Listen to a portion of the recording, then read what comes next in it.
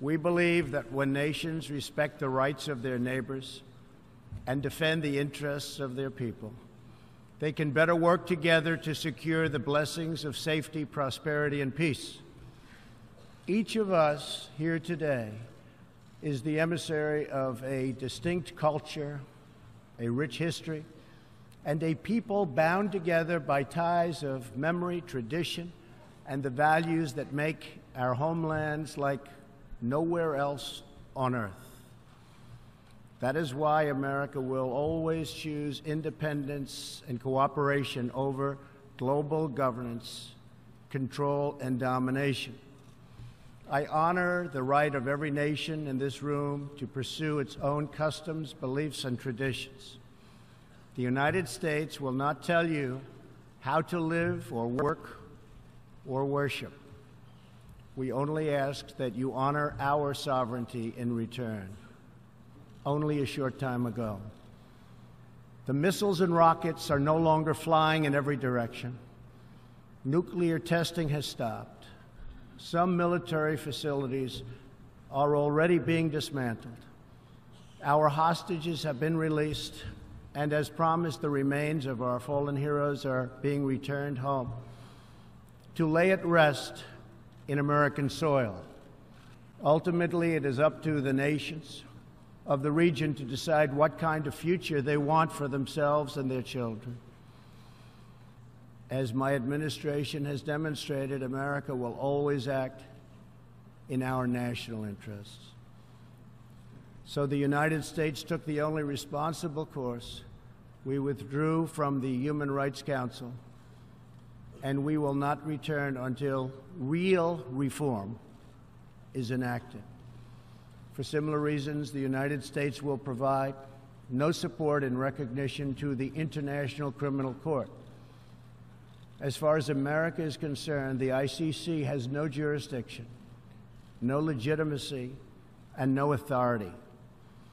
The ICC claims near universal jurisdiction over the citizens of every country, violating all principles of justice, fairness, and due process. We will never surrender America's sovereignty to an unelected, unaccountable global bureaucracy. America is governed by Americans. We reject the ideology of globalism, and we embrace the doctrine of patriotism. Around the world, responsible nations must defend against threats to sovereignty, not just from global governments, but also from other new forms of coercion and domination. In America, we believe strongly in energy security for ourselves and for our allies. OPEC and OPEC nations are, as usual, ripping off the rest of the world, and I don't like it. Nobody should like it. We defend many of these nations for nothing, and then they take advantage of us by giving us high oil prices. Not good. We want them to stop raising prices. We want them to start lowering prices, and they must contribute substantially to military protection from now on. We are not going to put up with it, these horrible prices, much longer. Reliance on a single foreign supplier can leave a nation vulnerable to extortion and intimidation.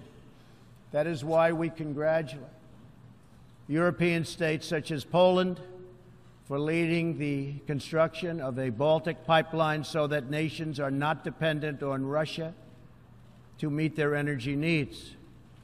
Germany will become totally dependent on Russian energy if it does not immediately change course. We recognize the right of every nation in this room to set its own immigration policy in accordance with its national interests, just as we ask other countries to respect our own right to do the same, which we are doing.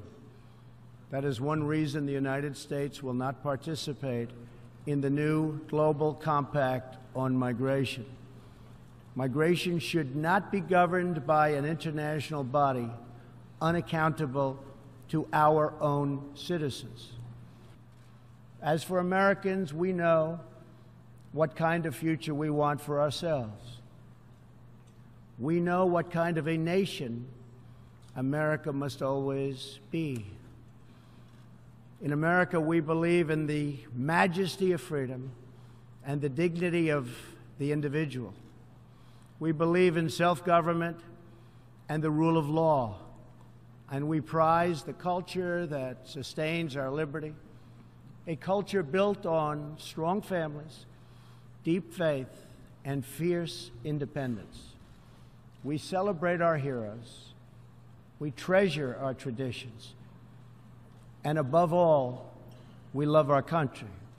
Sovereign and independent nations are the only vehicle where freedom has ever survived, democracy has ever endured, or peace has ever prospered.